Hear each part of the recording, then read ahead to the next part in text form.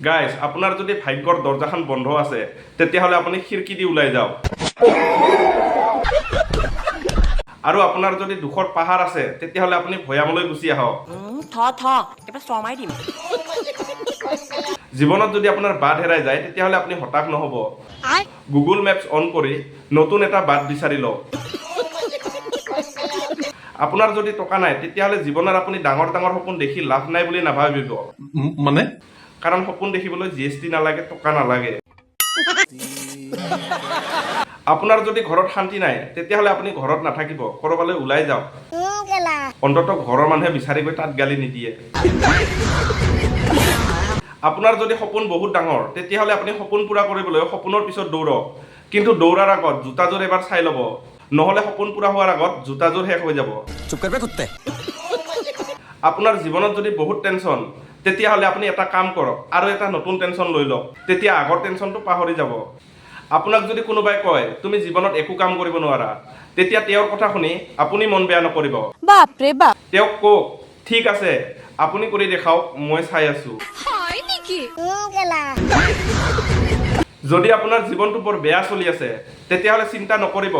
আগলৈ আৰু বেয়া চলিব গতিকে বৰ্তমান জীৱনটো উপভোগ কৰক হ'ব যদি আপোনাৰ ঘৰত আপোনাক কোনোবাই কয় অলপ বজাৰ কৰি আহা তেতিয়াহ'লে আপুনি সাৱধান অলপ মানে কেৱল অলপ নহয় অলপ মানে কমেও 10টা বস্তু এয়া হৈছে ঘৰুৱা গণিতৰ নিয়ম যদি আপোনাৰ জীৱনত কোনোবাই আপোনাক বুজি পোৱা নাই তেতিয়াহ'লে আপুনি চিন্তা নকৰিব ময়ো আপোনাক বুজি পোৱা নাই যদি আপোনাৰ পকেটত পইচা নাই তেতিয়াহ'লে চিন্তা নকৰিব কালিও আপোনাৰ তাত পইচা নাথাকে যদি আপোনাৰ জীৱনত কোনো ডাঙৰ সফলতা অহা নাই তেতিয়াহ'লে আপুনি চিন্তাই নকৰিব কাৰণ মোৰো সফলতা আহি থকা নাই আমি দুয়োজনে মিলি অপেক্ষা কৰিম মানুহ জাতটো সঁচাকৈ বহুত নিষ্ঠুৰ যদি আপোনাৰ জীৱনত কোনোবাই আপোনাক এৰি গৈছে তেতিয়াহ'লে আপুনি চিন্তা নকৰিব মোৰো বহুতে এৰি গৈছে এতিয়ালৈকে ঠাই খালী হৈ আছে যদি আপোনাৰ সপোন পূৰা হোৱা নাই তেতিয়াহ'লে আপুনি চিন্তা নকৰিব মোৰো সপোন এতিয়াও পেণ্ডিঙতে আছে